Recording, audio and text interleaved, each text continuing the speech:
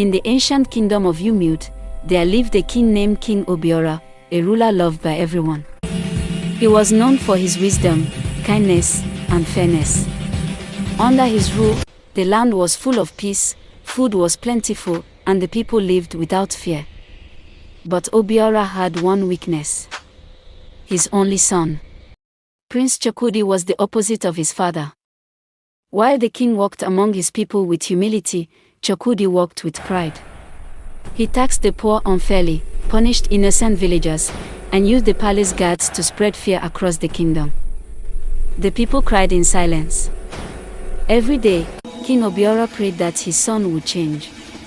He tried to teach him kindness, patience, and leadership, but Chukwudi's heart only grew darker. Power had poisoned him before he even wore the crown. One evening, a poor farmer named Is came to the palace, kneeling before the king with tears in his eyes. "My king," he said, "your son has taken my farmland and beaten my children. How shall we survive?" King Obiora's heart broke. He called Chukwudi to the palace hall and spoke gently. "A king is not made by a crown, but by his heart. If your heart is cruel, your reign will be cursed."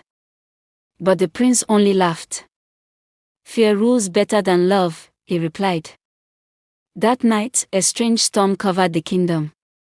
Thunder shook the earth, and the sky turned red like fire.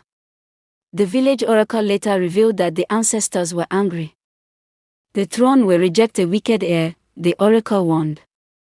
Days later, the king announced a test. He decided not to hand the throne to his son immediately.